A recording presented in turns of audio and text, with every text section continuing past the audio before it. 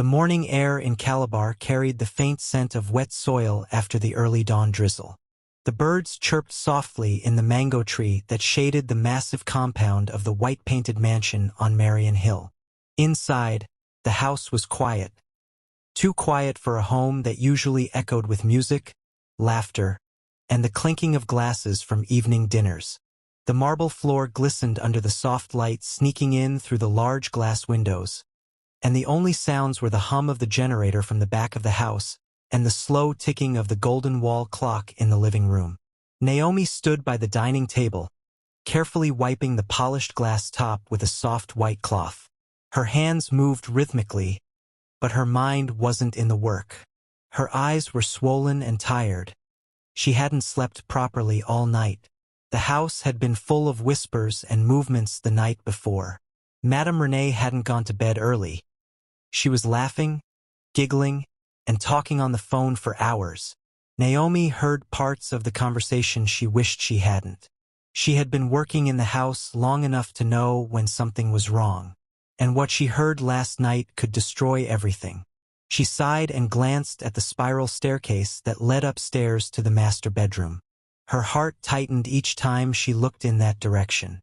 She wished she could erase what she knew, but silence, she told herself, was safer than truth. Still, the silence carried a weight that pressed on her chest. Then suddenly, 3 loud knocks echoed through the house. Knock! Knock! Knock! Naomi froze. Her eyes darted to the big clock on the wall. It was barely 7 a.m. Who could be knocking at this hour? The gatekeeper never came this early, and the cleaner didn't resume till 8. The noise came again, louder this time, sharper. She hesitated, then slowly wiped her hands on her apron and moved toward the door. "Who's there?" she called softly, her voice still heavy with sleep. No answer. Another knock, this time impatient. Naomi frowned, her stomach tightening. She reached for the bolt, unlocked it, and pulled the heavy door open. Her heart nearly stopped. Standing there in the early morning light was Mr. Marcus, the owner of the house. Tall, dark, and calm, his presence filled the doorway. He wore a navy blue suit, his tie loosened, a small travel suitcase by his side. His eyes looked tired but peaceful, the kind of peace that comes when a man finally returns home after a long business trip. Naomi's jaw dropped. "Yes, sir. You're back?" she stammered, her voice trembling. Marcus smiled softly. "Good morning, Naomi. My flight landed early. I wanted to surprise Renee. I thought I'd come straight home instead of waiting till later." Naomi's throat went dry. She forced a weak smile. "Oh, welcome, sir. Madam didn't know you were coming." "That's the idea," Marcus said, stepping forward. "I wanted to surprise her before she goes out." "Where's my wife?" Naomi swallowed hard. "She's upstairs, sir," she murmured, her voice shaky. Marcus nodded, already stepping inside. "Good. Then I'll go and wake her myself." But before he could move further, Naomi did. Something she'd never done before. She reached out suddenly and blocked his path with both hands. "Sir, please," she said quickly, her voice rising in panic. "Please, you can't go in." Marcus blinked, startled. "What did you just say?" "Please, sir," she repeated, her voice cracking. "Don't go in. Please." Marcus frowned. "Naomi, what's going on? Why are you acting strange?" Her lips trembled. Her heart was pounding so hard it hurt. "Sir, please, I beg you, don't go upstairs." He looked at her carefully. "Naomi, move aside. I want to see my wife." Tears stung Naomi's eyes. She shook her head frantically. "Please, sir, it's for your good. I beg you." Marcus's face hardened. "Naomi, have you lost your mind? Step aside now." Before she could answer, her knees gave way.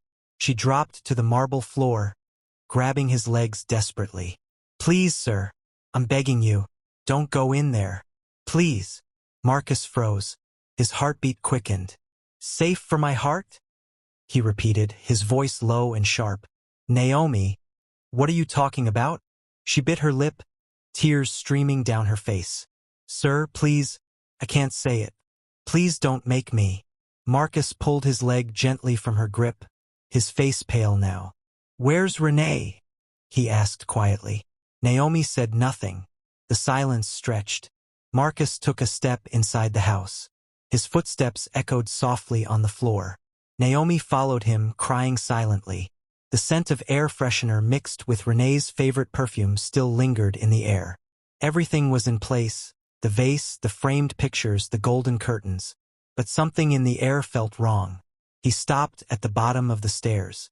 Naomi, he said without turning. Did something happen upstairs? Her silence answered for her. Marcus's jaw tightened. He began to climb the stairs, ignoring her whispers behind him. Each step thudded like a drumbeat in his chest. He reached the bedroom door, his hand trembling as he gripped the handle. Slowly he turned it and pushed. The door creaked open. What he saw inside froze him completely. Renee, his wife of 2 years, lay on their matrimonial bed, wrapped in silk sheets. Her head rested peacefully on another man's bare chest. Both of them were sound asleep, breathing softly, completely unaware of the world. Marcus stood there like a statue. For a brief second, he hoped it was a dream. But then the man stirred, and the reality struck him like a hammer. The suitcase in Marcus's hand slipped and fell to the floor with a dull thud. Renee. His voice came out barely above a whisper. The man jumped up, his face full of panic. Renee blinked awake, confusion on her face. Then horror. Marcus? She gasped, clutching the sheets to her chest. I can explain. Marcus stumbled back, his chest rising and falling fast. Explain. His voice cracked. Explain this? In my house? In our bed? The man didn't wait. He grabbed his shirt from the floor and bolted past Naomi, who stood frozen in shock. Marcus's hands clutched his chest. His breathing became uneven. His knees weakened. The room spun. Then everything went black. Sir! Sir! Naomi screamed, rushing to catch him as he collapsed. Renee stood frozen, her face pale, tears running down uncontrollably. Help! Somebody help! Naomi shouted, shaking Marcus's shoulder. The driver and gatekeeper came running up the stairs. Together they lifted Marcus's limp body and carried him to the car. Naomi jumped in beside him, clutching his hand tightly. Please, sir, stay with me, she whispered through tears as the driver sped toward the hospital. The city passed in a blur. Billboards, street hawkers, taxis honking. The only sound that mattered was the faint, uneven breathing beside her. At Dr. Ellis's private clinic, nurses rushed out to take him in. Naomi stayed outside, pacing and praying, her apron still stained with dust from the floor. Her heart ached like it would burst. Hours later, the doctor emerged, his face serious. He's stable for now, he said quietly, but he suffered severe emotional shock. He needs rest and no stress. Naomi nodded, wiping her eyes. Thank you, doctor. When Marcus finally woke up, sunlight streamed through the hospital blinds. His eyes fluttered open slowly, confusion clouding them. Then the memory returned. Naomi's trembling voice, Renee's startled face, the man in their bed. Naomi sat by his bedside, her head bowed, eyes red from crying. When she saw him stir, she quickly stood. Sir, you're awake. He looked at her quietly for a long time. His lips parted, but no words came. Then, in a weak voice, he asked, How long have I been here? Since yesterday morning, she replied softly. The doctor said your body went into shock. He turned his face away, staring blankly at the wall. Shock, he muttered bitterly. That's one word for it. Naomi poured him some water and helped him sit up gently. He took a slow sip, then rested back against the pillow. For a while, the room was silent except for the faint beeping of the monitor. Finally, he spoke again. Naomi, he said slowly. Yes, sir. How long has she been doing this? Her heart skipped. Sir. He turned his head toward her. Don't pretend you don't know. How long? Naomi's hands trembled. She hesitated, eyes filling again. "Sir, please don't ask me that. I need to know," Marcus said firmly. "No more lies." Naomi broke down. "It started almost a year ago," she whispered. "At first, she said he was her cousin. But one night, I saw him leaving her room after midnight. After that, it became regular. Whenever you traveled, she brought someone in. I wanted to tell you. God knows I did. But she threatened me. Said she'd ruin me and my family. I was scared." Marcus closed his eyes, his chest rising and falling. "You should have told me," he whispered. "You should have told me, Naomi." "I tried, sir," she said through tears. "That's why I stopped you at the door. I didn't want you to see it. I didn't want you to fall like you did." Marcus opened his eyes again.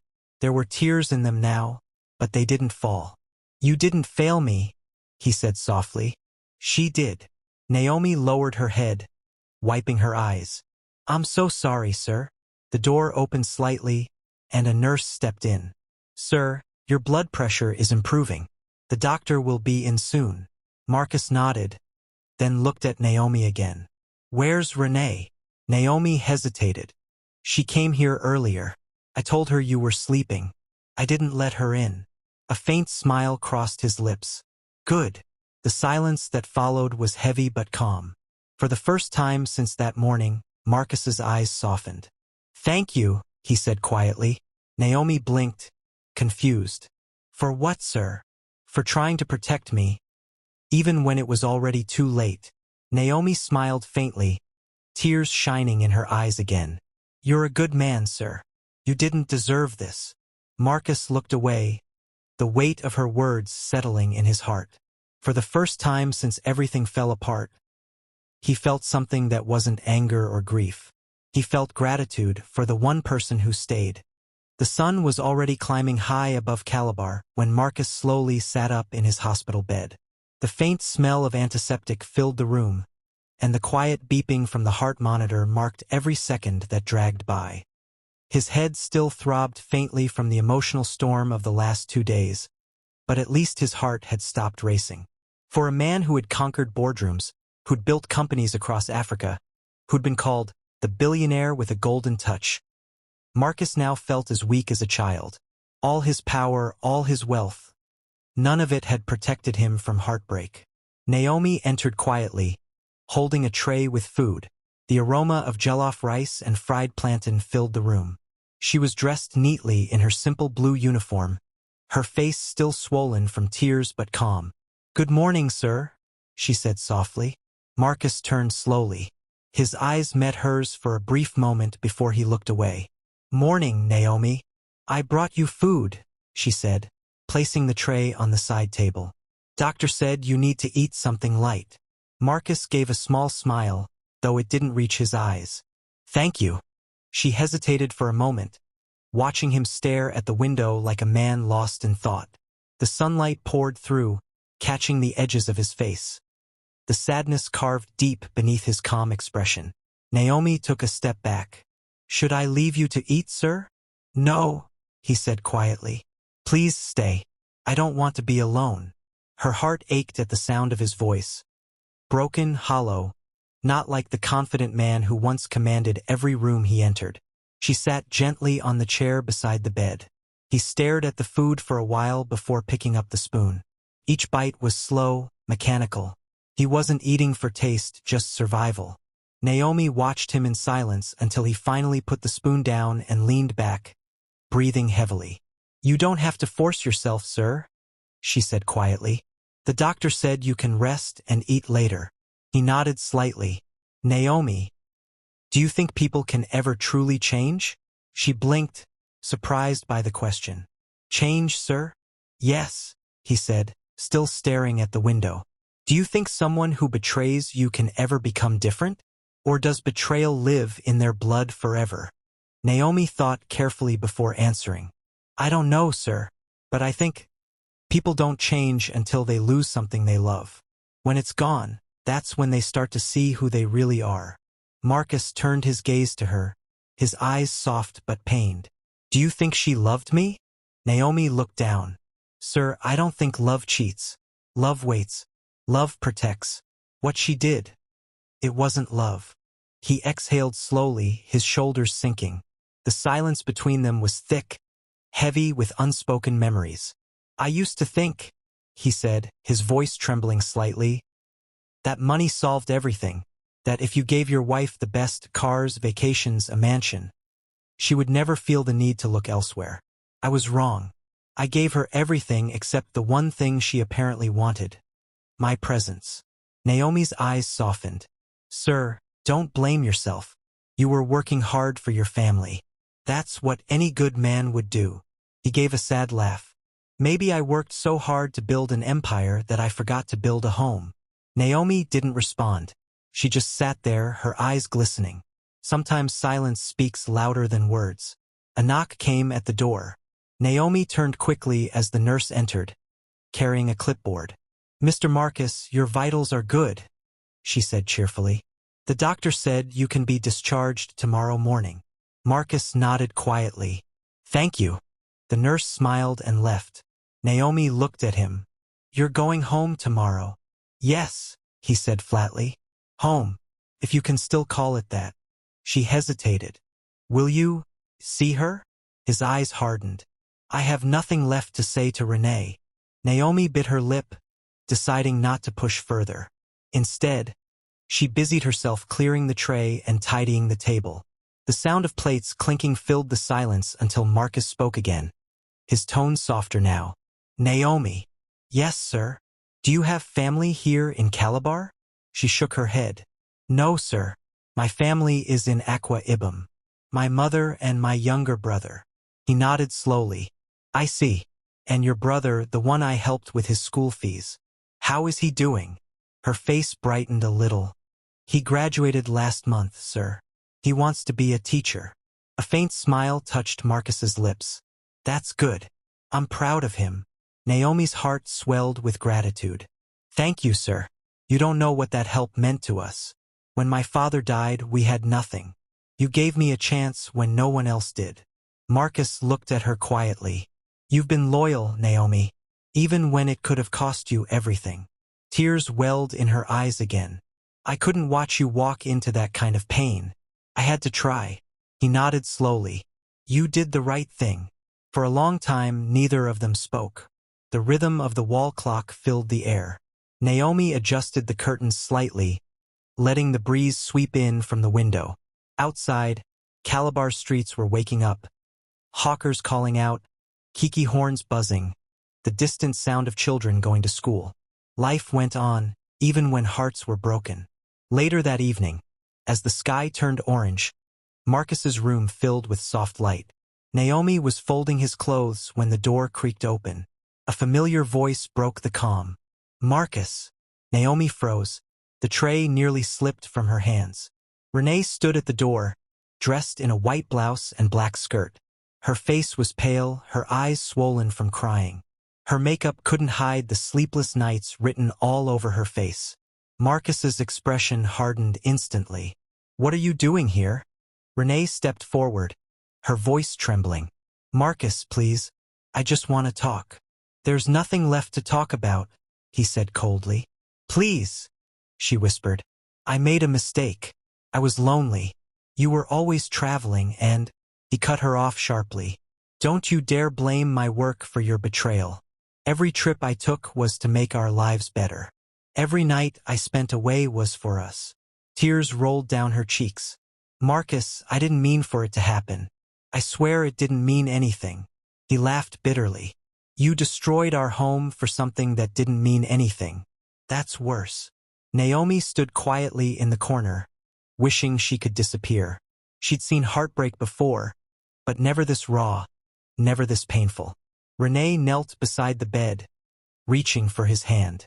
Please, Marcus, don't throw our marriage away. He pulled his hand back sharply. You threw it away the day you let another man touch you in my bed. Her body shook with sobs. I'm begging you. I can't live without you. Marcus turned his head away. You should have thought about that before. For a moment, the room was filled only with her crying. Naomi's chest tightened. She pitied the woman, but she also pitied the man whose trust had been destroyed. Finally, Marcus spoke again, his voice flat and final. Renee, go home. Renee lifted her head, her mascara-streaked face trembling. Marcus, please. I said go home, he repeated, his voice low and dangerous. Naomi gently touched Renee's shoulder. Madam, please. He needs rest. Renee stood slowly, wiping her tears. She looked at Marcus one last time, her lips trembling. I'll wait for you, she whispered, then turned and walked out. When the door closed, Marcus leaned back on the pillow, closing his eyes. Naomi stood silently, unsure what to say. Finally, he whispered, I can't believe the woman I loved most is now the one I fear seeing. Naomi moved closer, her voice soft. Sir, I know this pain feels endless, but it won't stay forever. He opened his eyes slowly, looking at her. Do you believe that? Yes, sir, she said. I've seen people rise after worse. Time heals, but only if you let it. He studied her face for a moment. You're wise, Naomi. She smiled faintly. I've just seen a lot of life, sir. Sometimes pain teaches faster than school. For the first time that day, Marcus gave a real smile, small, tired, but real. You talk like someone much older. She laughed softly. Maybe that's what life does to some of us. He watched her for a moment longer. There was something in her eyes, calmness, kindness, and something that reminded him what hope used to feel like. He looked away again, murmuring, Thank you, Naomi. Always, sir, she said quietly. That night, Naomi stayed until Marcus fell asleep.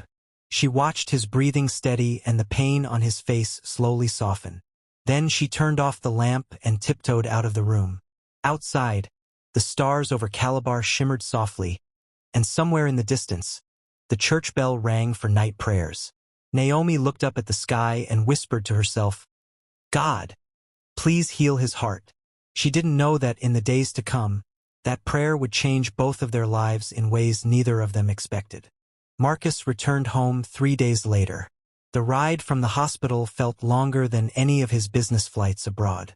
The streets of Calabar rolled by, the familiar scent of roasted corn mixed with exhaust fumes, the laughter of schoolchildren running past yellow buses, women balancing baskets of oranges on their heads.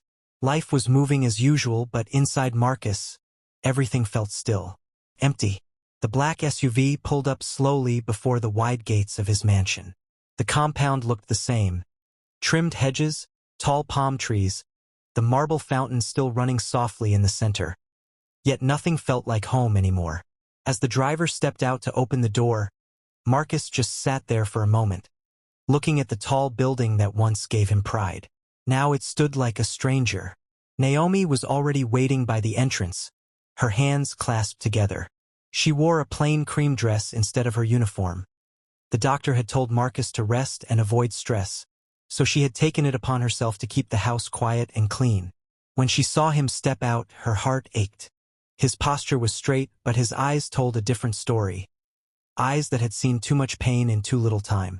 Welcome home, sir, she said softly. Marcus gave a small nod. Thank you, Naomi.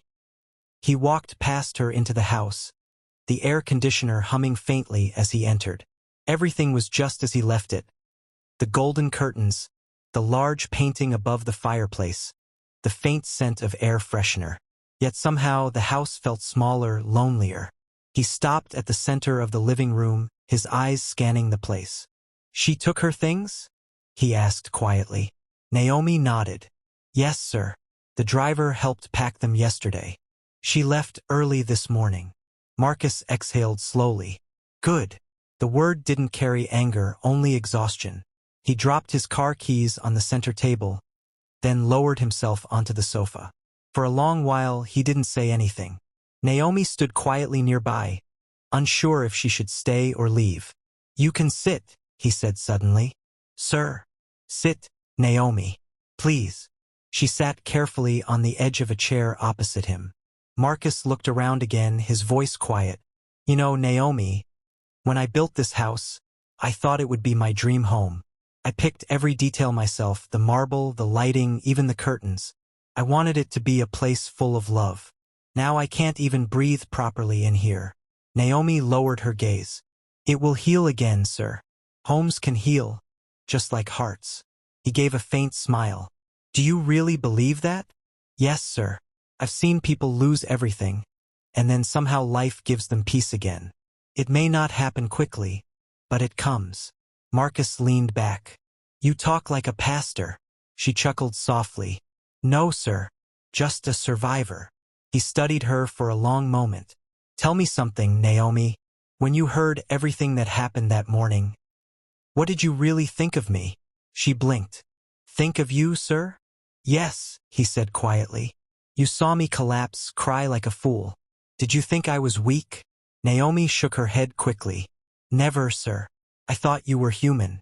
Even strong men have breaking points. He nodded slowly, her words sinking deep. Human. That's a word I haven't felt in years. In my world, people treat you like a wallet, not a man. Naomi smiled gently. Not everyone, sir. He looked up at her, eyes tired but grateful. Maybe not you. For a while, the only sound was the ticking clock. The calm of the house slowly settled over them. Marcus leaned his head back and closed his eyes. You've done well, Naomi. I want you to stay. Not just as a maid anymore. I need someone who understands this house. Who understands peace. Her eyes widened. Sir. He opened his eyes and looked at her. From today, you're the house manager. You'll handle everything. You've earned my trust. Naomi's lips parted in shock. Sir, I don't know what to say. Say yes, he said softly. She smiled through teary eyes. Yes, sir. Thank you. Good. He stood slowly. Now, let's make this house feel alive again. The next few days passed quietly. Naomi moved through the mansion like sunlight, rearranging flowers, dusting frames, opening windows to let in fresh air. She replaced Renee's perfumes with soft lavender air fresheners, changed the bed linens, and donated half of the clothes left behind. Slowly, the mansion began to breathe again. Marcus watched her work from a distance. There was something steady about Naomi. She never rushed, never complained, and somehow always knew exactly what needed to be done. Each evening she would knock lightly on his study door with tea and say, "Time to rest, sir." And every time, he would smile faintly and obey. But though the house was peaceful again, Marcus's nights weren't. Sleep refused to come easily. He would lie awake staring at the ceiling, hearing Renee's laughter echo faintly in his memory. Betrayal, he realized, didn't just break your heart. It made you question your worth. One night, he walked out to the balcony, the cool Calabar air brushing against his face. The city lights twinkled below, soft and distant. Naomi appeared behind him with a shawl. "You'll catch cold, sir," she said gently, placing it on his shoulders. He turned to her with a tired smile. "You always know when to appear." She smiled shyly. "I heard the balcony door open. Couldn't sleep either." He nodded slowly. "Naomi, do you ever wonder why people hurt those who love them?" She thought for a moment. Maybe because they don't know what real love means until they lose it. He looked at her. "Have you ever been hurt like that?" Naomi hesitated. "Yes, sir." Marcus studied her face quietly. "Tell me." She sighed softly. "It was years ago, before I came here. I was engaged to a man in my church. Everyone thought we would get married. But one day, I found out he was also seeing someone else. He said I wasn't classy enough. That broke me. Since then, I decided I'd rather serve with peace than love with pain." Marcus's gaze softened. "I'm sorry." She smiled faintly. "Don't be. Maybe that heartbreak was meant to lead me here." He turned back toward the city. "You know, that morning when you stopped me at the door, I thought you'd lost your mind. But now I realize you saved me." "I tried, sir," she whispered. He nodded. "You did more than try." The night wind rustled the palm leaves. They stood side by side, both silent, both broken in different ways, but somehow healing together under the same sky. The next morning, Marcus decided to face the world again. He dressed in a crisp white shirt and navy trousers, the same confidence returning slowly to his shoulders. He walked into his study, where files and contracts had gathered dust. Naomi entered moments later with his breakfast tray. "You look different today, sir," she said with a smile. "Do I?" "Yes. You look like a man ready to take charge again." He smiled faintly. "Maybe I am." He sat down and opened a file. But as his eyes scanned the papers, a knock came at the front door. The sound echoed through the house. Naomi excused herself and went to check. When she opened the door, her heart dropped. Renee stood there. "Good morning," Renee said stiffly. She wore a simple gown, her makeup minimal. She looked smaller, weaker. "Is Marcus in?" Naomi swallowed. "Madam, he's working. I just want 5 minutes." Naomi hesitated, then stepped aside reluctantly. Renee walked in, her heels clicking softly against the marble. The house looked different, brighter, cleaner, almost reborn. And that realization cut deep. When Marcus looked up and saw her, his face darkened. "What are you doing here?" Renee's voice trembled. "I came to apologize. For real this time." He leaned back, eyes cold. "You've said enough." "Please, Marcus," she said, stepping closer. "I can't sleep. I can't eat. I ruined everything, and I hate myself for it. Please, give me one more chance." Naomi stood silently by the door, her heart pounding. Marcus's tone was flat. "A second chance for what?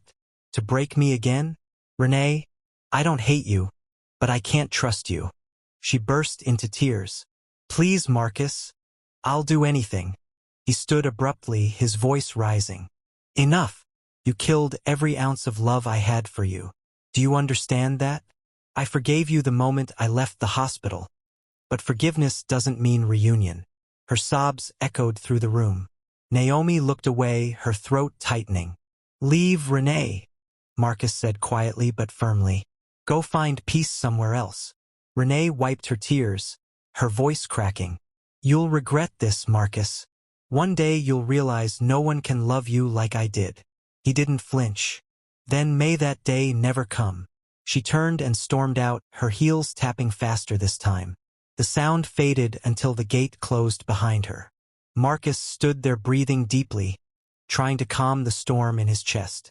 Naomi walked closer, unsure if he wanted company or silence. Finally, he whispered, "Thank you for being here." She shook her head. "You don't have to thank me, sir." "I do," he said quietly. "Because without you, I would have drowned in all this." Naomi met his eyes, and for a moment, neither of them looked away. It was a long, quiet gaze, not romantic, but full of understanding. Two broken souls finding comfort in each other's strength. Outside, the sun was setting behind the palm trees, painting the Calabar sky gold and crimson. Naomi turned toward the window. "Beautiful evening," she said softly. Marcus nodded. "It is. Maybe that's what healing looks like. Ugly storms that end in quiet sunsets." She smiled. "Then let's hope tomorrow brings a brighter one." He looked at her again, and this time his smile reached his eyes. Marcus woke up early the next morning to the sound of rain against the windows. It wasn't heavy rain, just that soft, steady drizzle that soaked the city in calmness. The sky was still gray, and the smell of wet earth filled the mansion. For the first time in weeks, his sleep had been peaceful. No nightmares, no cold sweats, just quiet rest. He sat on the edge of his bed for a while, listening to the rain. There was something about the way Calabar smelled after rainfall that reminded him of his childhood. Simpler times before life became a constant race for wealth and reputation. He sighed, stood, and moved to the window. Drops of water trickled down the glass as he looked out over the compound. Naomi was outside, holding an umbrella while instructing the gardeners. Even in the rain, she moved with focus, her voice soft but firm. Marcus smiled faintly. She was like light in this house, gentle, steady, and never demanding attention, yet impossible to ignore. By the time he came downstairs, Naomi had already arranged breakfast. Hot tea steamed from the cup beside a plate of yam and scrambled eggs. "Good morning, sir," she greeted with her usual gentle smile. "Morning, Naomi," he said. "You're up early. I wanted to check the garden before the rain flooded the flower beds." she replied, drying her hands with a towel. The hibiscus was starting to bend. He looked at her in surprise, amused. You even noticed that? She chuckled softly. It's part of making the house feel alive again, sir. Flowers make people smile, even broken ones. He nodded, the corners of his lips lifting slightly. You're right. Maybe I should start paying attention to small things like that. You should, sir, she said, pouring his tea. The small things are what make life gentle again. They ate quietly for a few minutes. The sound of the rain filled the silence between them. Marcus found himself watching her, not because of attraction, but because her calm presence soothed the noise inside his mind. After breakfast, he dressed for a meeting at his company headquarters. It was the first time he'd returned since the scandal of his fainting and hospital stay spread through staff gossip. Calabar had a way of carrying news fast. By now, everyone in the office probably knew something had happened. But Marcus was determined to face it with dignity. Naomi walked him to the door, holding his briefcase. Be careful, sir, she said softly. He smiled. You sound like my mother. She grinned. Maybe that's because mothers and maids both know how to worry. He laughed quietly, a warm sound that surprised even him. Thank you, Naomi. I'll be back before sunset. As he stepped into the car, he caught his reflection in the side mirror. He still looked like Marcus, the billionaire CEO, but something in his eyes was different, softer. At the company's Calabar branch, the air was thick with awkward silence when he walked in. Conversations stopped mid-sentence, and heads bowed slightly. Marcus greeted a few people and went straight to his office. His assistant, David, followed behind nervously. Welcome back, sir, David said. We missed you. Marcus glanced at him. Did you? David hesitated. Yes, sir. It's just that, well, there were a lot of rumors. Marcus waved his hand dismissively. Let them talk. Rumors don't build empires. He sat down behind his large mahogany desk, running a hand over the files piled up. Business proposals, invoices, letters, all waiting for his attention. For hours, he buried himself in work, trying to drown out thoughts of Renee, of betrayal, of everything he'd lost. But each time he looked up, his eyes wandered to the framed photo on the shelf. A picture of him and Renee at their wedding. She was smiling brightly, her hand in his. It had been one of the happiest days of his life. He picked up the frame slowly, his reflection merging with hers in the glass. For a moment, anger flared, but then it faded into sorrow. He placed the photo face down on the desk and whispered, Rest, Marcus. Let it go. Back at the mansion, Naomi spent her afternoon tidying the living room. The smell of lemon polish and clean air filled the house. She rearranged the books, wiped the windows, and turned on soft instrumental music from the home speaker. The house finally felt like a home again. In the late afternoon, the rain stopped and sunlight broke through the clouds. Naomi stepped outside to hang laundry when she noticed a familiar face by the gate. A tall man, roughly her age, wearing a damp shirt and a nervous expression. Her heart dropped. Caleb? She whispered. He smiled faintly. Naomi. She stood frozen. It had been years since she last saw him. The man who once promised her forever. The same man who broke her heart and left her feeling worthless. What are you doing here? She asked cautiously.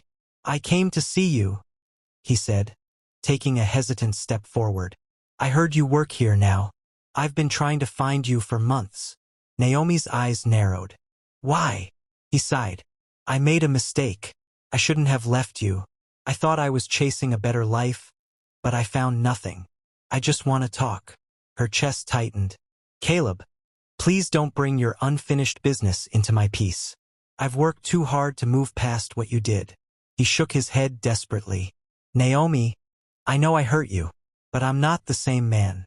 I want to make things right. Before she could respond, Marcus's SUV pulled into the compound. He stepped out, holding his jacket, and his eyes immediately caught the strange man standing at the gate. Naomi quickly stepped back, embarrassed. Good evening, sir, she said nervously. Marcus's eyes shifted between them. Who's this? Caleb straightened. I'm an old friend of Naomi's. Marcus's face stayed calm but guarded. Is everything okay, Naomi? She nodded quickly. Yes, sir. He was just leaving. Caleb looked down, shame written on his face. I'll go, he muttered, then turned and walked away. Marcus watched until the man disappeared down the street. Then he looked at Naomi. Old friend. She sighed softly. Something like that, sir. Someone from my past. He left me years ago. Marcus didn't press further. Do you want him back? She shook her head quickly. No, sir. Some doors should stay closed. He nodded. Good. Because peace is too expensive to lose twice. She smiled faintly, grateful for his understanding. That evening, as they sat on the front porch watching the sunset, Naomi broke the silence. Sir, thank you for not asking too many questions. He glanced at her. Everyone has a story. I don't need to know yours to respect it. His words warmed her heart. She looked at him for a long moment before speaking again. You've changed, sir. You smile more now. He chuckled. Maybe healing looks like that. They both laughed softly. The orange glow of the evening bathed them in quiet comfort. After a few moments, Marcus spoke again, his tone reflective. Naomi, can I tell you something strange? Of course, sir. When Renee first left, I thought I'd never feel peace again. But lately, each time I talk to you, it feels like my chest gets lighter. She looked down, smiling shyly. Maybe peace has been sitting beside you all along, sir. You just didn't notice. He studied her face quietly, his eyes warm. Maybe you're right. They stayed outside until the stars began to appear, the mansion glowing softly under the night sky. The pain that once filled the house seemed to fade little by little, replaced by something gentler, hope. Later that night, Naomi walked back to her small quarters at the back of the compound. The air was cool, and the crickets sang from the garden. She sat on her bed, her thoughts heavy. Seeing Caleb again had shaken something inside her, but it also reminded her of how far she had come. She was no longer the naive girl who begged for love. She was strong now, independent, and respected by the man she served. Marcus, meanwhile, sat in his study, staring at his phone. Messages from Renee flashed on the screen, unread. He sighed, turned the phone off, and leaned back in his chair. For once, he didn't feel anger or heartbreak, just peace. He looked toward the window where he could faintly see the lights from Naomi's quarters glowing in the dark. A small, grateful smile crossed his face. Thank you, Naomi, he whispered to himself. Outside, the night deepened over Calabar. The city was quiet, the rain clouds gone, the air smelling of promise. Inside the mansion, two hearts, one healing, one rediscovering hope, found rest under the same sky, unaware that life was preparing another twist neither of them saw coming. Calabar woke up that morning glowing under the golden sunrise. The air was fresh after the night rain, and the smell of wet flowers filled the compound. Birds hopped along the fence, chirping happily, unaware that inside the mansion, hearts were quietly learning to heal. Marcus stood on the balcony of his room, dressed in a white shirt and black trousers. A gentle breeze brushed across his face as he sipped from his cup of coffee.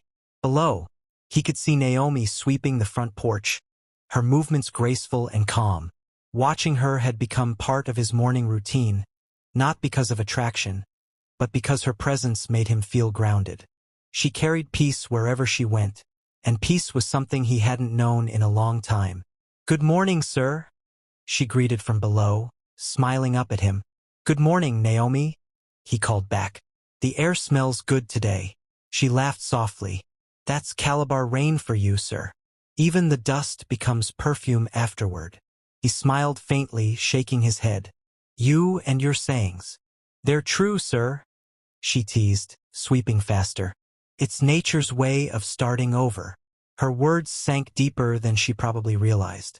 Marcus looked out into the sky and whispered, starting over. Later that day, Marcus had a business meeting downtown with some investors from Lagos. He left Naomi in charge of the house as usual. She spent her morning organizing the storeroom, checking supplies, and instructing the cleaner. The staff had started respecting her more ever since Marcus officially made her the house manager. She didn't shout like most supervisors. She spoke kindly but firmly. Even the stubborn gatekeeper, Jonah, now listened when she gave instructions. By noon, the house was calm. Naomi went to the kitchen to prepare lunch for when Marcus returned. She had just finished frying plantains when she heard a knock at the gate. "Jonah," she called. "Please check who's there." A few seconds later, Jonah's voice came from outside. "Madam, someone dey find you oh." Naomi frowned. "Me? Yes ma. Him say him name na Caleb." Her heart skipped. She wiped her hands quickly and walked to the gate. Caleb stood there again, wearing a clean shirt this time, holding a small envelope. He looked uneasy. "Naomi, please don't send me away," he said softly. "I didn't come to cause trouble." She folded her arms, keeping a distance. "What do you want, Caleb?" "I came to give you this." He held out the envelope. "I know you don't trust me, but I'm not here for money or anything. Just read it when you can." Naomi hesitated, then slowly took it. "What's inside?" "My apology," he said simply. "And something I should have said a long time ago." Before she could respond, the sound of a car pulling into the compound made them both turn. Marcus's SUV rolled in through the open gate, the driver honking lightly. Caleb stiffened. Marcus stepped out, wearing dark shades, looking every bit the composed businessman. His eyes narrowed slightly when he saw Caleb again. "You again." Naomi quickly hid the envelope behind her back. "He was just leaving, sir." Caleb nodded nervously. "Yes, sir. I just came to drop something for her. I'm sorry for the disturbance." Marcus said nothing, just watched him until he walked away. Then he turned to Naomi. "He's been coming often, hasn't he?" She swallowed hard. "Twice, sir. He says he wants to apologize." Marcus's expression softened, but his tone stayed calm. "You don't owe him anything, Naomi. Don't let your kindness become your weakness." She nodded quietly. "Yes, sir." As Marcus walked toward the house, he paused and looked back at her. "You deserve peace, not pain. Remember that." His words lingered in her chest long after he went inside. That evening, after dinner, Naomi sat on her small bed and finally opened the envelope. Inside was a folded letter written in Caleb's familiar handwriting. "Naomi, I don't deserve your forgiveness. I left you when you needed me most. I thought love was about fancy things, not loyalty. But I was wrong. Every day since then, I've carried guilt. I know you may never want to see me again, but I just wanted to say I'm proud of the woman you've become. I heard how respected you are in your boss's house. You deserve happiness, with or without me. Please forgive me, even if you never reply. Caleb." Naomi sighed deeply and folded the paper back. For years she had dreamt of hearing those words, but now they felt empty. Maybe because she had already healed. She looked at the small envelope one last time, then dropped it into the wastebasket. Some things she thought were better left in the past. The next morning, Marcus joined her in the kitchen unexpectedly. Naomi almost dropped the bowl in her hand when she saw him standing by the doorway. "Sir," she exclaimed, "you scared me." He laughed softly. "Sorry. I just came to see what smells so good." "It's just breakfast," she said, embarrassed. "Fried eggs and bread." He leaned against the counter, watching her. "You make it smell like a feast." She blushed lightly. "Thank you, sir. Sit down. I'll serve you." As she served him, he noticed how comfortable she had become around him. Not overfamiliar, but confident. There was a quiet grace in the way she moved. He admired that. Halfway through breakfast, his phone rang. He picked it up. Marcus speaking. His face changed as he listened. "Yes, what? How bad?" He stood suddenly. "I'll be there in 20 minutes. Naomi froze. "Is everything all right, sir?" Marcus dropped the phone on the table, his jaw tight. "There was a fire at one of my warehouses. Electrical fault. No one's hurt, but we lost some goods." Naomi gasped softly. "I'm so sorry, sir." He grabbed his car keys. "I'll go and handle it myself." "I'll pack you some water," she said quickly, rushing to the kitchen. Within minutes, he was gone. Naomi stood at the doorway, watching the car disappear down the street, whispering a small prayer for his safety. At the warehouse, chaos greeted Marcus. Workers running around, smoke still rising from one section, fire trucks parked nearby. He spent the whole afternoon coordinating repairs, calling insurance agents, and settling the staff. It was a setback, but not a disaster. Still, it drained him completely. By the time he returned home, it was almost 8 p.m. The compound lights were on, casting a soft glow on the flowers. Naomi met him at the door with a worried look. "Sir, are you all right?" He nodded, exhausted. "Just tired." She took his briefcase and led him to the couch. "Sit, sir. Let me bring your dinner." He didn't argue. As he sank into the soft chair, his whole body felt heavy. Naomi returned with a tray, hot pepper soup, plantain, and chilled water. "Eat, sir. You need strength," she said softly. He smiled faintly. "You sound like a nurse. Just someone who cares," she said without thinking, then quickly looked away, embarrassed. Marcus looked at her quietly, his heart strangely warm. "Thank you, Naomi, for everything." She shook her head. "You don't have to thank me, sir. This house is my responsibility." He leaned back, watching her as she adjusted the tray. For a long moment, neither spoke. The tension in the air was quiet but deep. Then, without warning, the generator outside suddenly went off, plunging the house into darkness. Naomi gasped. "Ah, HCN again." Marcus chuckled. "Don't worry. The backup inverter should come on soon." But it didn't. The silence stretched longer. The only light came from the moon shining through the window. Naomi took a step closer. "Let me go and check the fuse, sir." Before she could move, he spoke softly. "Leave it. Sit down, Naomi." Her breath caught slightly. "Sir, just sit," he repeated gently. "Let's wait together." She hesitated, then slowly sat across from him. The soft glow from the moon lit half of his face, making his eyes look deeper, almost sad. For a moment, neither spoke. They just listened to the quiet hum of night sounds, the chirping of crickets, the distant barking of dogs, the whisper of wind through the palm leaves. Then Marcus spoke. "You know what's strange, Naomi? For years, I was surrounded by people, yet I never felt this kind of peace." She smiled faintly. "Sometimes peace hides in silence, sir. Most people are too busy talking to find it." He looked at her, studying the calm in her eyes. "You're different, Naomi." She lowered her gaze. "Maybe pain makes people different." He nodded slowly. "Maybe it does." For a long time, they sat there quietly, the darkness around them soft instead of scary. When the power finally came back on, both blinked at the sudden brightness. Naomi stood quickly. "I should check the fuse box now, sir." He smiled, amused. "Too late. Lights back already." She laughed shyly. "At least I offered." As she turned to leave, Marcus called her name. "Naomi." She paused at the doorway. "Yes, sir?" His voice was gentle. "I don't know what I would have done without you." Her throat tightened. She turned slowly, her eyes meeting his. "You would have survived, sir. You're stronger than you think." He smiled faintly. "Maybe, but it would have been lonelier." Naomi didn't reply. She just nodded, her heart beating faster for reasons she couldn't explain. That night, when she lay in bed, she couldn't sleep.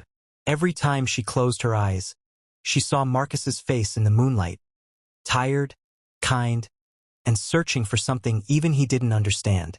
And for the first time, she realized that the walls between them were slowly breaking.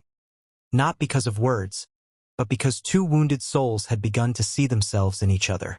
Outside, Calabar slept peacefully. The mansion stood quiet again, but this time, it wasn't lonely. It was healing, one heart, one conversation, one silent moment at a time. The following week arrived quietly. The mansion was alive again, filled with the soft rhythm of daily life, the hum of the generator, and the distant laughter of workers in the garden. But inside Marcus's heart, there was a new calmness he couldn't explain. He spent most mornings in his study, going through files and planning business recoveries after the warehouse fire. Naomi often brought him tea or fruit, moving around him like a silent helper who understood every detail before he spoke it. She didn't ask questions, didn't demand attention, yet her presence filled every quiet space. One morning, Marcus looked up from his laptop as she entered the study. "Good morning, sir," she said, setting down a cup of tea beside him. "Morning, Naomi," he replied, leaning back in his chair. "You always know exactly when I need this." She smiled softly. "Habit, sir." He studied her face for a moment. There was something about Naomi that reminded him of home. Not the mansion, but the feeling of safety he hadn't felt since childhood. He didn't say it aloud, but she could sense it in his eyes. "I'll be outside if you need anything," she said, turning to leave. He stopped her gently. "Naomi." She looked back. "Yes, sir." He hesitated for a moment. "Sit down, please." Surprised, she obeyed, sitting across from him. Marcus folded his hands on the desk. "You've been with me for 3 years, right?" "Yes, sir. Going to 4 soon." He nodded. "And in those 4 years, have I ever thanked you properly?" Her eyes widened. "Sir, you don't need to." "I do," he interrupted softly. "You've stood by me through my worst days. You've been loyal even when you could have left. That morning, you risked everything to protect me. I haven't forgotten that." Naomi's throat tightened. "Sir, I only did what was right." Marcus smiled faintly. "Right is not always easy." Most people would have stayed silent. For a moment, neither spoke. Naomi looked down at her hands. Marcus's gaze lingered on her. The simplicity of her clothes, the humility in her eyes, the quiet strength in her posture.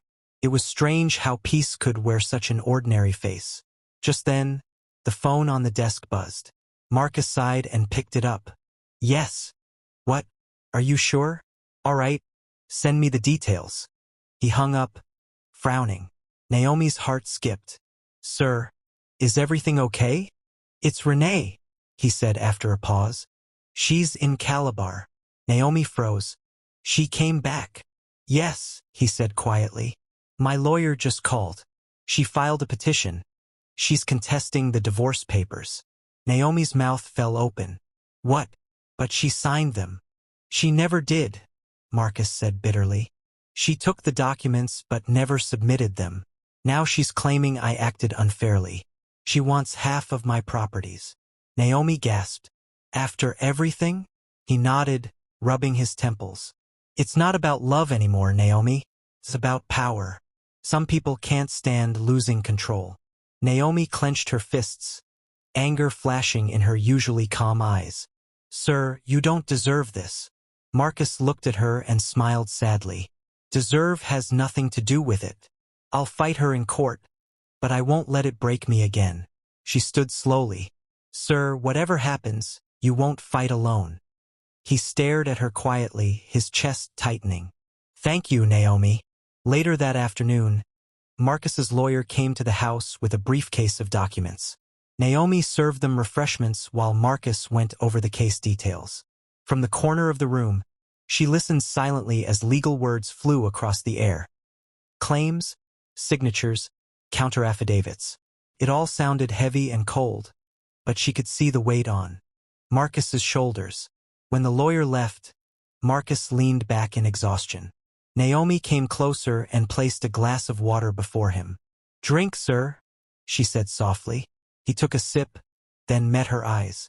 "How do you always know what to do?" She smiled faintly. "It's my job, sir." He shook his head slowly. "No, Naomi. It's your gift." That evening, the mansion was quiet again. Marcus sat in the living room, staring at the city lights through the wide windows. Naomi entered to collect the dishes from dinner, but stopped when she saw him lost in thought. "Sir," she said gently, "should I bring you tea?" He looked up. "Not tea. Sit down." She hesitated, then sat at the far end of the couch. He exhaled slowly. "Naomi, do you think people like me can ever find peace again?" She tilted her head slightly. "Yes, sir, but only if you stop trying to earn it. Peace isn't bought. It's accepted." He chuckled softly. "You should be giving sermons." She smiled. Maybe, but who would listen to a housemaid preach? I would, he said quietly. Their eyes met and held longer than either expected. Naomi looked away quickly, her cheeks warm. Sir, I should finish the dishes. Before she could stand, a loud bang echoed outside. The front gate slammed shut. Marcus frowned. Who's there? Naomi turned toward the window. Maybe Jonah went to lock up, but a shadow moved near the compound lights. Marcus stood, his instincts sharp. Stay here. He stepped outside, the wind brushing through his shirt. The night was quiet, except for the soft rustle of leaves. Near the gate, a figure stepped forward. Marcus! A familiar voice called. It was Renee. She wore a long red dress, her hair perfectly styled, her perfume thick enough to fill the air. We need to talk, she said calmly. Marcus crossed his arms. You should have called my lawyer, not me. Please, she said, stepping closer. I just want to talk like adults. There's nothing left to talk about, Renee. You made your choices. Her eyes glistened. You think I don't regret it? I was stupid, Marcus. But I'm still your wife. He shook his head slowly. Not in my heart. Not anymore. She reached out to touch his arm, but he pulled away. Don't touch me, he said quietly. The day you betrayed me, you lost that right. Naomi had stepped outside by now, standing near the doorway. Renee's eyes flicked toward her, sharp and judging. So this is why you've changed, Renee said bitterly. Your maid has become your comfort. Naomi's face flushed with embarrassment. Madam, please, be quiet. Renee snapped. You think I don't see how you look at him? You're using pity to trap him. Marcus's tone hardened. Enough, Renee. Renee laughed mockingly. Look at you, defending her already. My God, Marcus, you fell fast. Go home, Renee, he said firmly. You're not welcome here. Tears filled her eyes, but anger burned behind them. You'll regret this. You'll see what I'm capable of. Marcus stood still, unshaken. I already have. She turned sharply and stormed out of the compound, slamming the gate behind her. The sound echoed into the night. Naomi stood frozen, her heart racing. Marcus turned back toward her, his face unreadable. Are you all right? He asked gently. She nodded, though her hands were shaking. Yes, sir. I'm fine. He walked closer, lowering his voice. Don't listen to her. She's lost control. You've done nothing wrong. I know, sir, Naomi said softly, though her eyes glistened. It just hurts to be insulted for caring. He looked at her with quiet empathy. You care too much, Naomi. That's your greatest strength, and your greatest weakness. She smiled sadly. Then I guess we both have the same problem. He chuckled softly. Maybe that's why we understand each other.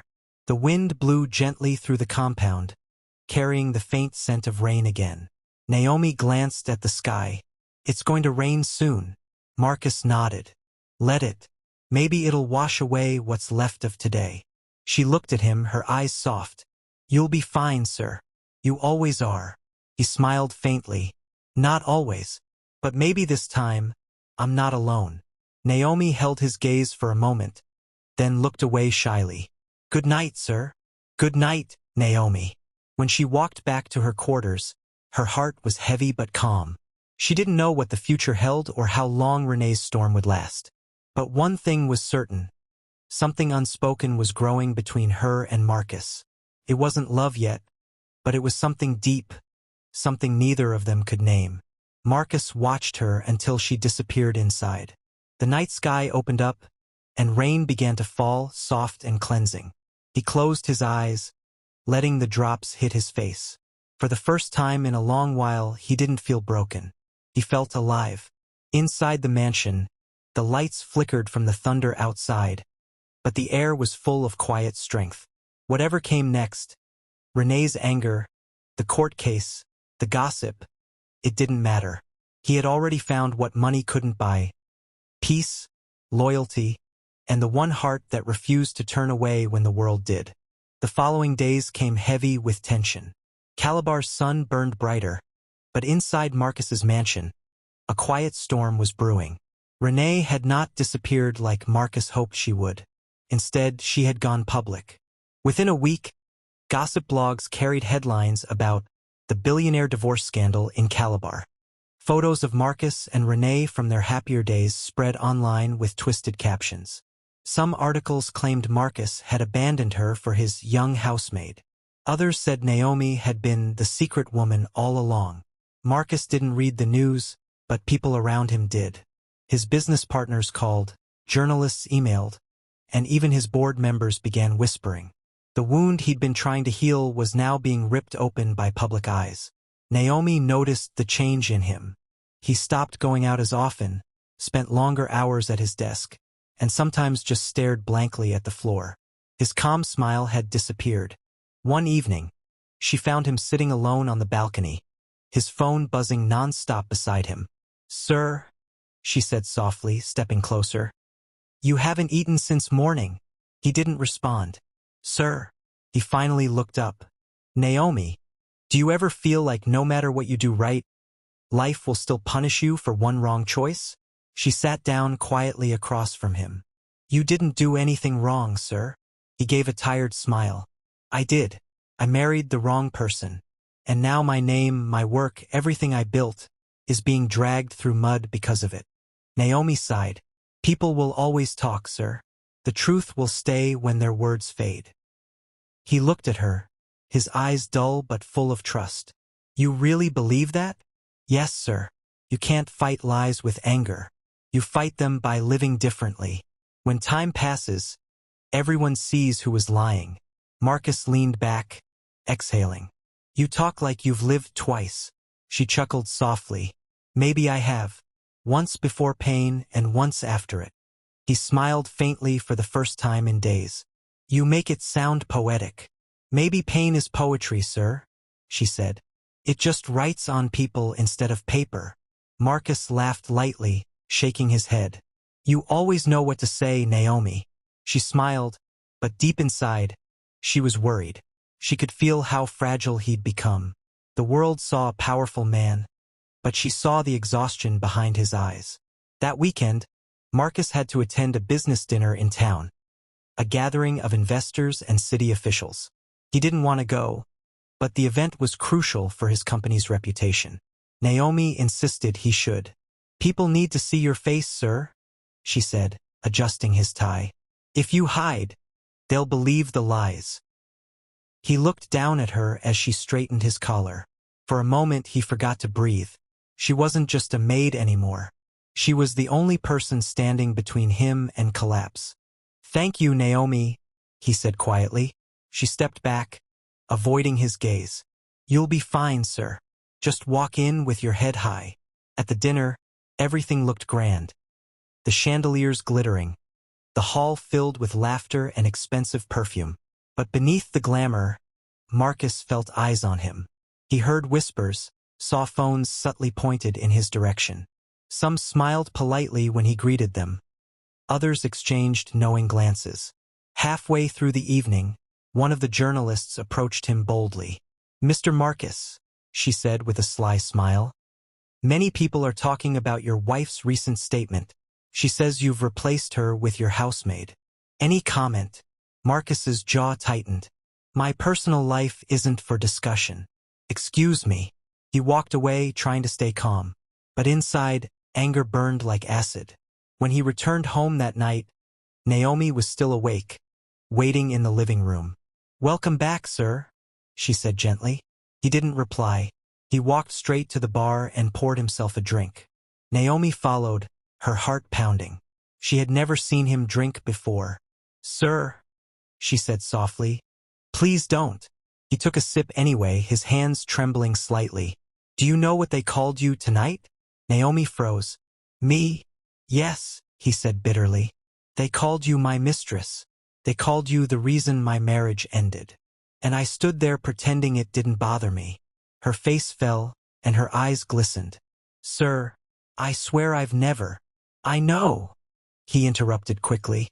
"I know you haven't done anything wrong. But the world doesn't care about truth, Naomi. They see what they want to see." Tears welled in her eyes. "Then let them talk, sir. You don't owe anyone explanation. The people that matter know the truth. He turned to her slowly. You matter, Naomi. And I hate that you're getting hurt because of me. She took a step closer. Sir, you didn't hurt me. You saved me from a life that had no meaning. You gave me dignity. You gave my family hope. I'd rather be insulted beside you than respected without purpose. Marcus stared at her, his chest tightening. No one had ever spoken to him like that. No one had ever meant it. He set the glass down and whispered, You're an incredible woman, Naomi. She looked down shyly. I'm just doing my job. No, he said softly. You're doing far more than that. The air between them grew heavy. For a moment the world outside disappeared. The lies, the scandal, the noise. All that remained was two people standing in quiet understanding. Then the sound of the gate creaking open broke the silence. Jonah's voice called from outside. Oga, one man day for gate. Say him want see you urgent. Marcus frowned. At this hour? Naomi followed him to the veranda. A tall man in a dark jacket stepped in under the light. When he turned, Naomi's breath caught. It was Caleb. Marcus's eyes narrowed. You again. Caleb looked nervous but determined. Please, sir. Forgive me for showing up like this. I came to warn you. Marcus folded his arms. Warn me about what? Caleb glanced at Naomi, guilt flashing across his face. About Renee. Naomi's heart jumped. What about her? Caleb swallowed. She came to me 2 days ago. She knows we used to be close. She offered me money to lie, to tell the court that you and Naomi have been together even before your divorce. She wants to destroy both of you. Marcus's jaw tightened. And what did you say? I refused, sir, Caleb said quickly. I told her I won't sell lies again. I made too many mistakes already. Naomi's face paled. She really went that far? Caleb nodded. She said if I don't agree, she'll find someone else who will. Marcus clenched his fists. She's desperate. Naomi looked at Caleb. Why did you come to tell us? He sighed. Because I'm done being the kind of man who runs from truth. I owed you that, Naomi. She softened slightly. Thank you. Marcus took a deep breath, his voice calm but heavy. If she wants war, she'll have it. But not the kind she expects. I'll fight her with truth, not revenge. Caleb nodded and turned to leave. Be careful, sir. She's angry. Angry people do foolish things. When he was gone, Naomi turned to Marcus, her face full of worry. Sir, this is getting dangerous. He looked at her steadily.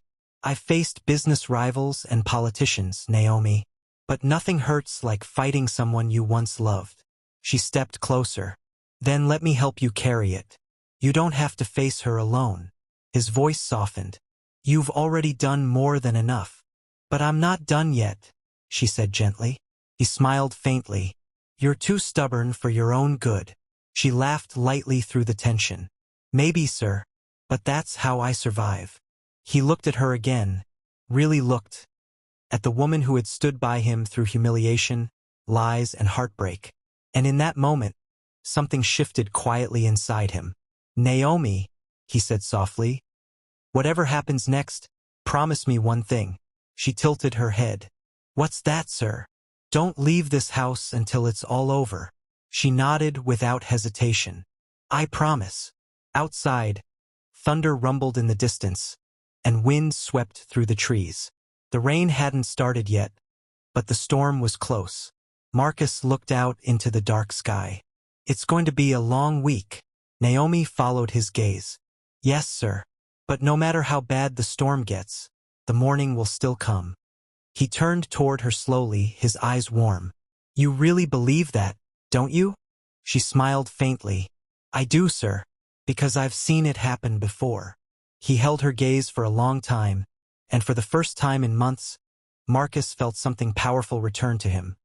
Not love, not yet, but courage.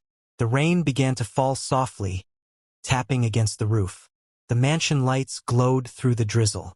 Inside, two hearts braced themselves for the battle ahead, knowing that the truth they carried would soon be tested.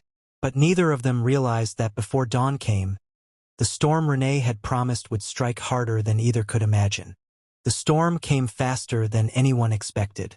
Within 3 days, Renee's lies spread like wildfire. Every gossip blog, radio station, and social media page in Calabar seemed to echo her voice. She had filed her court statement, claiming Marcus began an affair with Naomi months before the separation. She described Naomi as a manipulative maid who seduced her husband and destroyed a home. She even shared edited photos of Marcus and Naomi sitting together at the mansion's balcony, moments that looked innocent in reality but now appeared twisted under her narrative. The internet didn't care about the truth. The story was too juicy to ignore. Within hours, Marcus's name trended. Hashtag Marcus and the Maid filled social media feeds. First, Marcus ignored it. But when his business partners began calling to ask for explanations, the weight of the scandal hit him like a hammer. Contracts were being delayed. Investors hesitated. Even his board suggested he keep a low profile until the storm passed. He sat in his study one afternoon, eyes fixed on the pile of newspapers spread across his desk. The headlines screamed betrayal. He was tired. He hadn't eaten all day. Naomi stood quietly near the doorway, watching him. Her heart broke seeing him like that. His face pale, his eyes sunken, his spirit heavy. She wanted to say something but didn't know where to begin. Finally, she stepped forward. "Sir, please eat something." He looked up slowly. "Naomi," he said, his voice rough. "You've seen the headlines, haven't you?" She nodded. "Yes, sir. But they're lies." He gave a bitter smile. "Lies don't matter when people love believing them." She came closer, her eyes glistening. "Sir, people's opinions can't define you." He leaned back, exhaling deeply. "Tell that to the investors who just pulled out of my next project. Or the schools that refuse to partner with my foundation because they think I'm living with my maid." Naomi's lips parted, but no words came. Marcus dropped his face into his hands. "I've spent 20 years building a name that one woman is destroying in 20 days. Naomi hesitated, then spoke softly. "Sir, then build again. You've done it before." He lifted his head slowly, his eyes tired but searching hers. "Do you think I can?" "Yes, sir," she said firmly. "Because this time, you're not building alone." He looked at her, silent for a moment. "Naomi, you're the only person who still believes in me." "Then let that be enough," she whispered. He smiled faintly, but the sadness in his eyes didn't fade. "You know, I once told myself that no one could hurt me anymore. I thought heartbreak had finished its work. I was wrong. This kind of betrayal doesn't just break your heart. It breaks your dignity." Naomi's throat tightened. She knelt beside him, resting a hand gently on the table. "Sir, you may lose people, but you'll never lose your dignity. That's something only you can give away, and I know you won't." Her words hung in the air like soft light. Marcus looked at her, and something inside him began to steady again. Later that evening, Marcus received a call from his lawyer. The court hearing was officially scheduled. Renee's legal team had filed for marital damages and emotional compensation. The amount was ridiculous, half his wealth and properties. When he ended the call, he walked to the balcony. Naomi followed him quietly. "She's serious," he said, staring into the dark. "She wants to see me ruined." Naomi's voice trembled slightly. "Then let her see you stronger instead." He turned toward her. "You sound so sure." "I am, sir," she said, "because evil burns fast, but truth burns forever."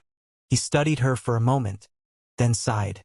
"You make faith sound so easy." "It's not easy," she said softly, "but it's better than fear." They stood there in silence as the night breeze brushed against them. The sound of the city below, motorbikes, laughter, faint music, floated up to the balcony. Then Marcus's phone buzzed again. This time it was an unknown number. He hesitated, then answered. "Mr. Marcus," a voice said, "I know the truth about your wife." Marcus's brow furrowed. "Who is this?" "Someone who worked for her," the voice replied quickly. "I can prove everything, but I can't talk on the phone." Meet me tomorrow Marion Market, near the old post office. Noon. The line went dead. Naomi's eyes widened when he told her. Sir, that sounds dangerous. I know, Marcus said, his mind racing. But if this person has evidence, it could end this nightmare. Please don't go alone, she said. He smiled faintly. Are you offering to protect me now? I'm serious, sir, she said, crossing her arms. You can't trust random calls. He nodded slowly. All right, you'll come with me. The next day, the market was bustling. The smell of roasted plantain, pepper soup, and fresh fish mixed with the sound of hawkers shouting prices. Marcus wore dark glasses and a cap. Naomi walked slightly behind him, holding a small handbag. They looked like an ordinary couple running errands. They waited near the old post office for nearly 20 minutes. Then a woman appeared, young, wearing a faded blue scarf. She looked nervous. You're Marcus? She whispered. Yes, he said. You said you know the truth. The woman glanced around. Your wife, Renee, paid me to edit those photos. The ones the blogs are using. I work at a small photo studio in town. I still have the originals on my flash drive. Naomi gasped softly. You mean the pictures are fake? The woman nodded. She made me combine separate shots to make it look like you two were touching. I didn't know it would cause this kind of trouble. Please don't tell anyone I came here. Marcus reached into his pocket and handed her a small envelope. Thank you. This will help you relocate if you need to. She took it with shaky hands and walked away quickly. Naomi turned to him, eyes wide. Sir, this is proof. You can clear your name. Marcus nodded. If it's real, yes. But we'll let the lawyer confirm. When they returned home, Naomi followed him to the study. Marcus inserted the flash drive into his laptop. His hands trembled slightly as he opened the folder. There they were, the original photos, separate images of him drinking tea alone, and Naomi cleaning the balcony days later. The edited versions were merged, their hands close, their gazes fake. Naomi covered her mouth in disbelief. She really did all this. Marcus leaned back slowly, exhaling. Now I have what I need. She looked at him quietly. Sir, will you still forgive her? He paused. I don't know. Forgiveness isn't the problem. It's forgetting. That night, Marcus sent the evidence to his lawyer. The man confirmed its authenticity within hours. Renee's lies were collapsing before they could even reach court. But she didn't stop. The next morning, she appeared at the gate again. This time furious, her eyes wild. Jonah tried to stop her, but she pushed past him, screaming Marcus's name. Marcus came out, calm but firm. Naomi stood behind him. Renee held up her phone. You think you've won? You think this is over? Go home, Renee, Marcus said coldly. You ruined my name, she shouted. Everyone thinks I'm crazy now. You did that to yourself, he replied. Her voice cracked with rage. And you replaced me with her. She pointed at Naomi, trembling with anger. A maid. You fell in love with a maid. Naomi froze, her heart pounding. Marcus didn't flinch. Be careful, Renee. Tell me I'm wrong, she screamed. He looked her dead in the eyes. You're wrong about many things. But even if I loved her, which I don't have to explain to you, it would still make more sense than loving a woman who destroyed me. Renee's face twisted with pain. For a moment, she looked like she might cry, but instead, she spat on the ground and stormed out. The compound fell silent. Marcus stood still, breathing heavily. Naomi's voice broke the silence softly. Sir, are you all right? He turned slowly to her, his face calm again. I am now. She hesitated. You didn't deny it, sir, what she said. He smiled faintly. Maybe I didn't need to. Naomi's cheeks warmed. Sir, he chuckled quietly. Relax, Naomi. I only said the truth. It would make sense. They both laughed softly, the tension finally breaking. As the sun began to set, Calabar glowed gold across the sky. For the first time in weeks, Marcus's mansion felt clean again. Free of bitterness, free of noise. He looked at Naomi and said quietly, Thank you for standing with me through everything. She smiled shyly. Always, sir. He nodded. Then maybe tomorrow we start over. Not as master and maid, but as people who survived together. Naomi looked at him, her heart full but speechless. She nodded slowly, and in that silent moment, both of them knew something beautiful was beginning. Something that didn't need to be rushed or explained, only trusted. Outside, the wind whispered through the trees, carrying away the last pieces of scandal that once filled their lives. Inside, peace settled again. Soft, real, and unshakable. The news broke like sunrise over Calabar. The scandal had collapsed, and Marcus was cleared of every accusation. The court dismissed Renee's petition after the digital evidence exposed the edited photos as fake. The judge's ruling was firm, his tone cold as he warned against defamation.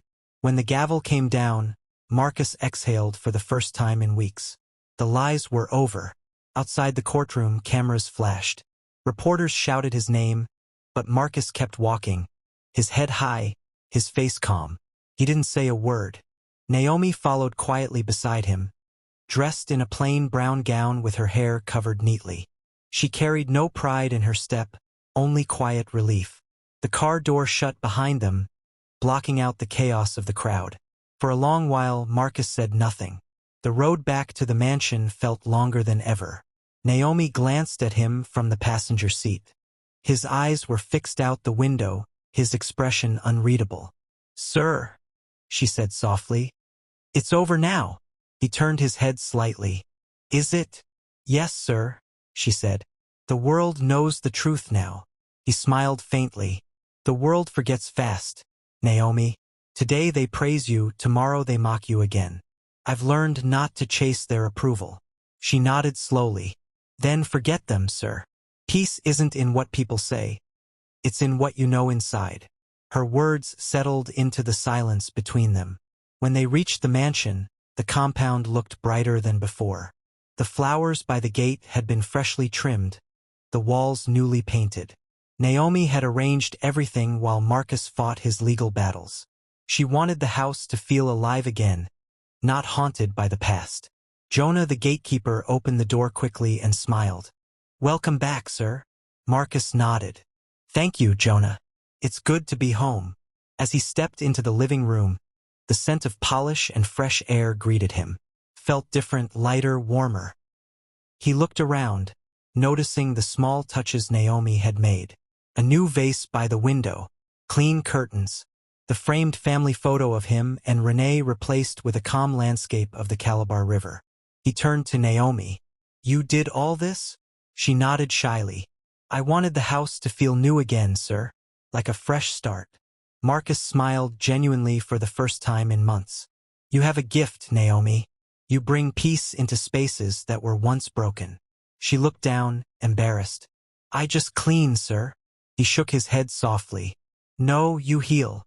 She didn't know how to reply, so she simply smiled and walked toward the kitchen to prepare lunch.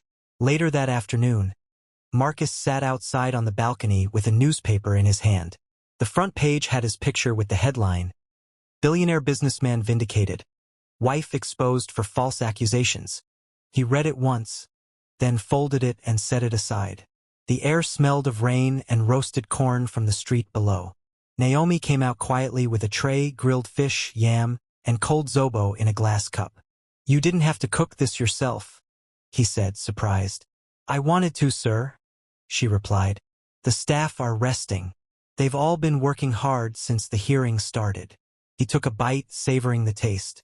"You cook better than most chefs." She smiled. "Maybe because I cook with prayer." Marcus laughed softly. "Prayer? Over yam and fish?" "Yes, sir," she teased.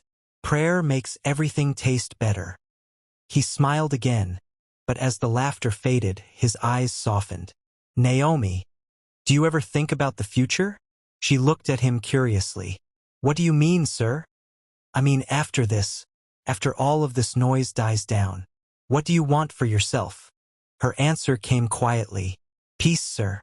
A small house somewhere near water. My brother finishing school. And maybe one day, I'll open a small catering shop." He smiled faintly.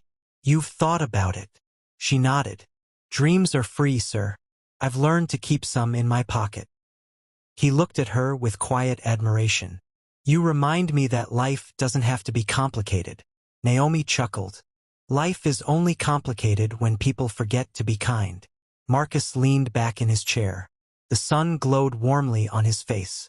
You talk like someone twice your age. Pain teaches fast, sir, she replied softly.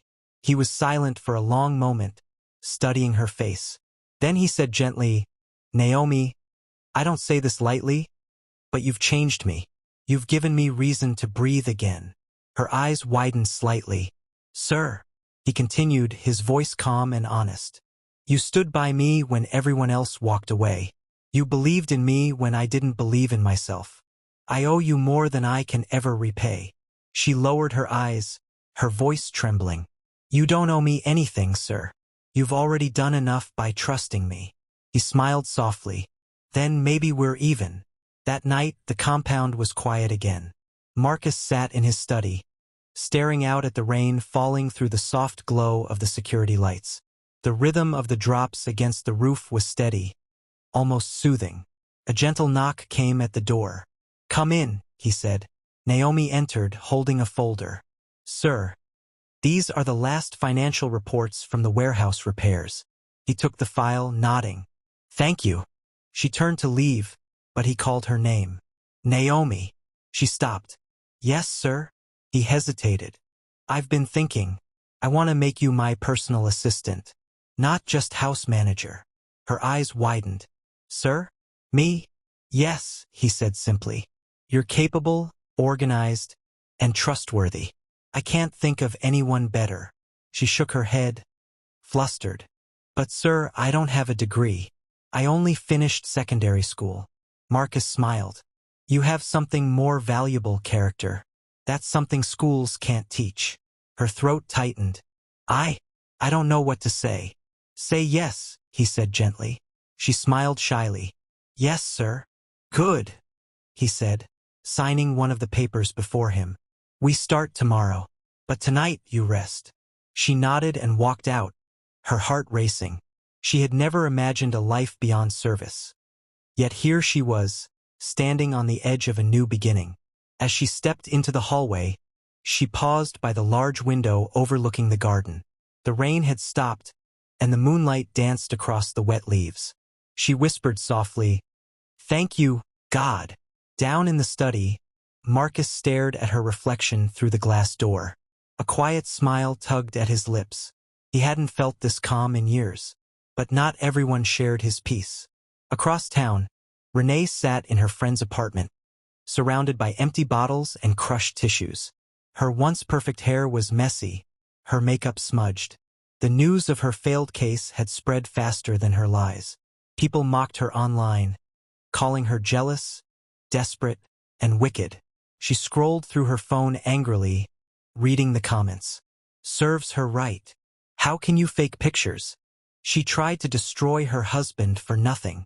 Her hand shook as she threw the phone across the room. They'll pay for this, she hissed. All of them. Her friend, seated on the couch, looked up uneasily. Renee, please, just let it go. I can't, she snapped. He made me a laughingstock, and that made.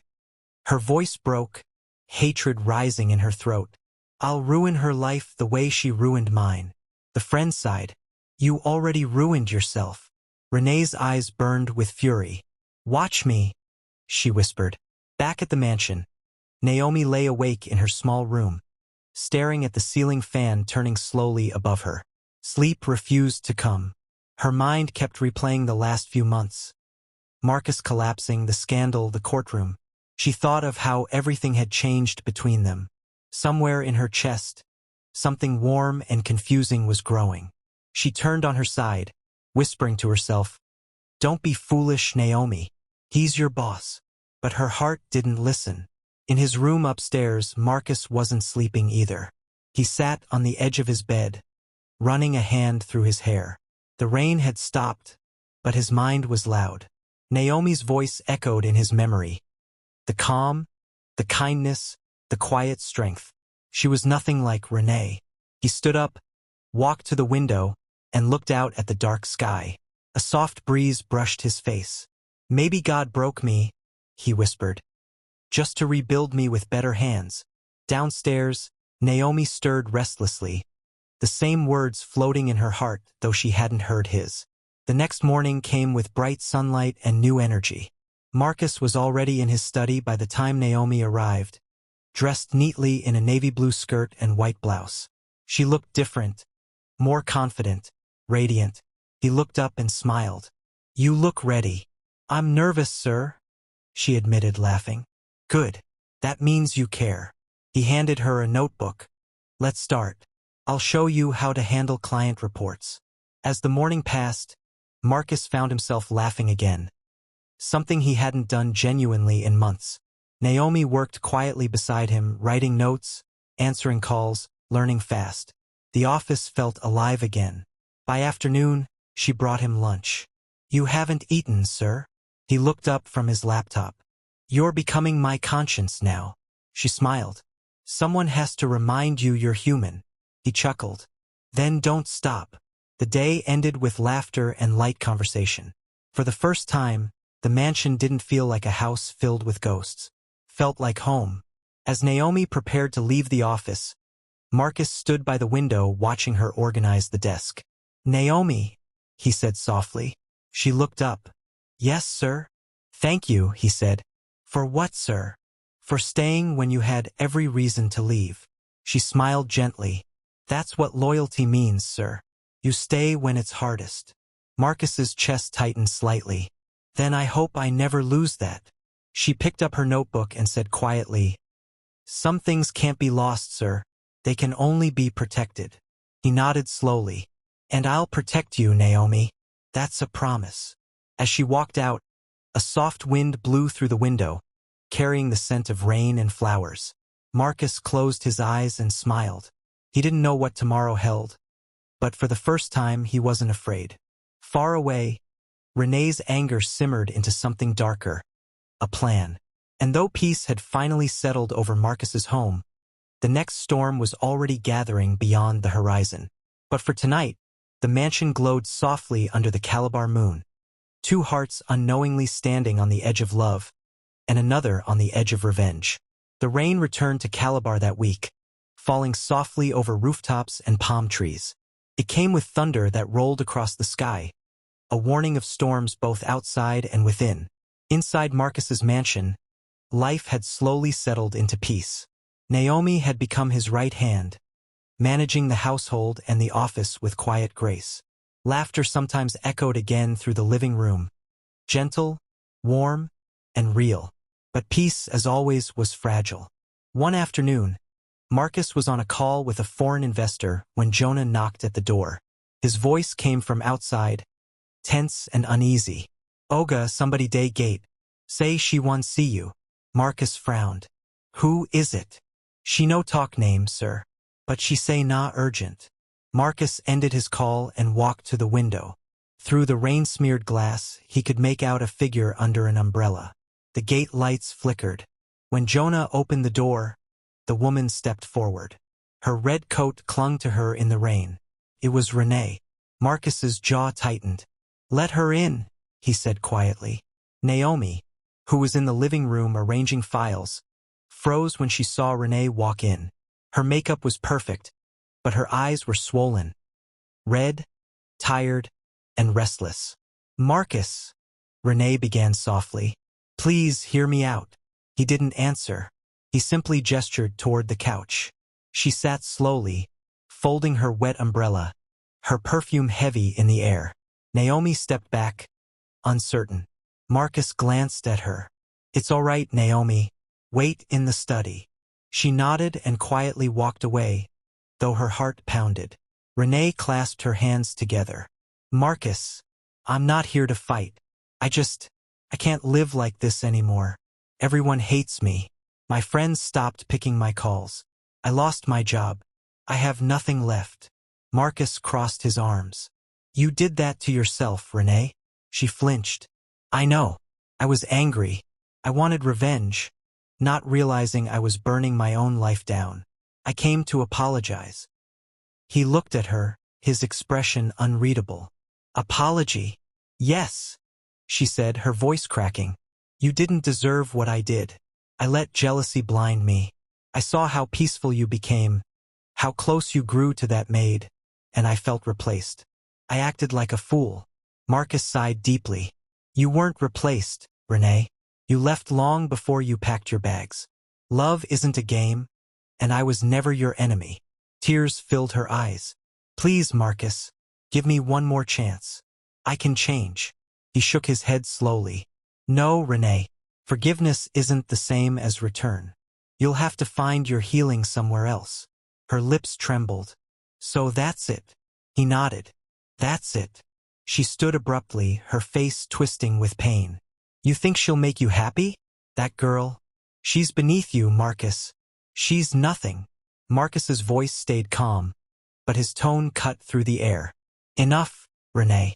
Don't speak about Naomi like that. Her eyes widened. So it's true, she whispered. You love her. He said nothing. The silence answered her. Renee's tears turned bitter. You'll regret this, she hissed. You think you can throw me away like garbage? Marcus turned toward the door. Jonah, see her out. Renee's laughter cracked like thunder. You can hide behind that maid all you want, but you'll both pay for humiliating me. Her voice echoed as she stormed out, the rain swallowing her words. Naomi stepped out from the study when she heard the front door slam. Sir, are you okay? Marcus ran a hand over his face. She hasn't changed. I thought maybe time had softened her, but I was wrong. Naomi's heart ached. Sir, don't let her words trouble you. He looked at her, weary but gentle. She can't hurt me anymore. I've already lost everything I could lose. She smiled softly. Then you've already won, sir. But deep down, Naomi worried. Renee's anger wasn't the kind that faded quietly. It burned like oil, slow, dangerous, waiting. 2 nights later, her fear came true. It was almost midnight. The rain had stopped, but thunder still rumbled in the distance. Naomi was locking up the kitchen when she heard a faint sound outside. Footsteps near the backyard. She paused, listening. Came again, heavier this time. Jonah? She called softly. No answer. She walked toward the back door, peering through the glass. A shadow moved near the generator house. Her heart skipped. She grabbed a flashlight and stepped outside.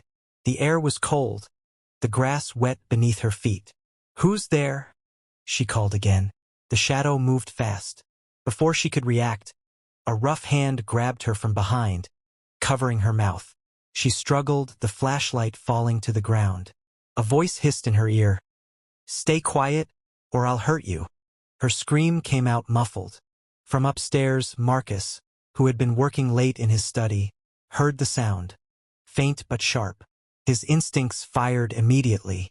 He grabbed his phone and rushed downstairs. Outside, the motion lights flickered on, revealing 2 men in dark clothes dragging Naomi toward the fence. One of them carried a rope. Hey! Marcus shouted, running toward them. The men turned, startled. One pulled out a knife. Stay back! But Marcus didn't stop. He charged forward, tackling the first man. They both fell hard onto the wet grass. The second man swung the knife, grazing Marcus's arm. Naomi screamed, breaking free and running toward the house. Jonah! Marcus shouted. Call the police! The gatekeeper came running out with a stick, shouting curses in Efik. The thugs panicked and ran toward the fence, jumping over into the darkness. Naomi rushed back to Marcus. Sir, you're bleeding. He waved her off. It's just a scratch. Are you hurt? She shook her head, tears streaming. I'm fine. Oh God, I thought. He held her shoulders gently. It's all right. You're safe now. Within minutes, the police arrived. They took statements, inspected the fence, and collected Marcus's security footage. When they left, the officer confirmed what Marcus already suspected. Sir, from the footage, one of the attackers matches the description of a driver who used to work for your wife. Marcus nodded grimly. Then it's her. Naomi's hands trembled. Sir, why can't she let us be? Because people like her can't stand losing control, he said quietly. But she will. This ends tonight. He walked her back inside and cleaned the small cut on his arm. Naomi insisted on helping. She dabbed gently with cotton and antiseptic, her hands shaking. Careful, he said softly. Sorry, sir, she whispered. He smiled faintly. You care too much, Naomi. She met his eyes, her voice barely audible. Someone has to. Their eyes held for a moment longer than they should have. The silence between them felt warm, steady, and unspoken.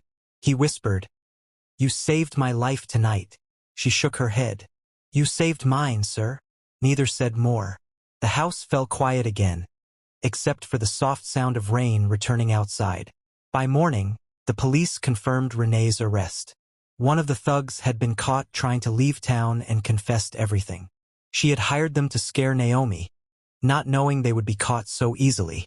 When Marcus received the call, he sat back in silence for a while. Then he said, It's over. Naomi, standing by the doorway, looked at him. Really over this time? He nodded slowly. Yes, for good. She exhaled deeply, closing her eyes. Thank God. Later that evening, they stood together in the garden, watching the sunset spread warm colors across the Calabar sky. The scent of flowers filled the air, mixed with the faint aroma of rain on the soil. Marcus turned to Naomi. You've been my strength when I had none. You gave me peace when I thought peace didn't exist anymore. She smiled softly. And you gave me purpose when I thought my life was just chores and duties. He looked at her for a long time. Naomi, I've learned something through all this pain. Money can buy walls, but not peace. Success can buy attention, but not loyalty. You've shown me what real love looks like. Not through words, but actions. Her eyes glistened. Sir, call me Marcus, he said gently. She hesitated, then whispered, Marcus. He smiled, stepping closer. You taught me how to live again. Her tears slipped quietly down her cheeks. And you taught me that good men still exist. They stood there in silence, the soft wind wrapping around them like a promise. Marcus reached out slowly and held her hand. It wasn't a grand gesture, just a quiet connection between two souls that had been through fire and come out whole. For the first time, Naomi didn't pull away. She smiled, and the weight of years of struggle lifted from her chest. The sun dipped lower behind the Calabar hills, painting everything in gold. Marcus looked out at the sky. I used to think coming home early was a mistake that morning, he said. But now I see. It was how fate brought me to the truth and to you. Naomi squeezed his hand gently. Maybe God used that pain to prepare you for peace. He nodded. And maybe he sent you to remind me what peace looks like. The garden lights came on, glowing softly around them. Jonah's laughter echoed faintly from the gate, and somewhere inside, the kitchen staff began to sing while cleaning up. Life was normal again. Simple, calm, and good. Naomi looked up at him, her voice soft. What happens next? Marcus smiled, his eyes warm. We build again, slowly, this time with the right people beside me. She smiled back. Then I'm ready. As night settled over Calabar, the mansion stood tall and quiet, no longer haunted by betrayal or lies. The walls that once heard cries now echoed with laughter and gratitude. And in that moment, under the calm Nigerian night, the wealthy man who had lost everything found what he didn't even know he was searching for: peace, forgiveness, and a love pure enough to rebuild a broken soul. Naomi leaned gently on his shoulder as they watched the stars appear. Marcus smiled and whispered, For the first time in my life, I'm home.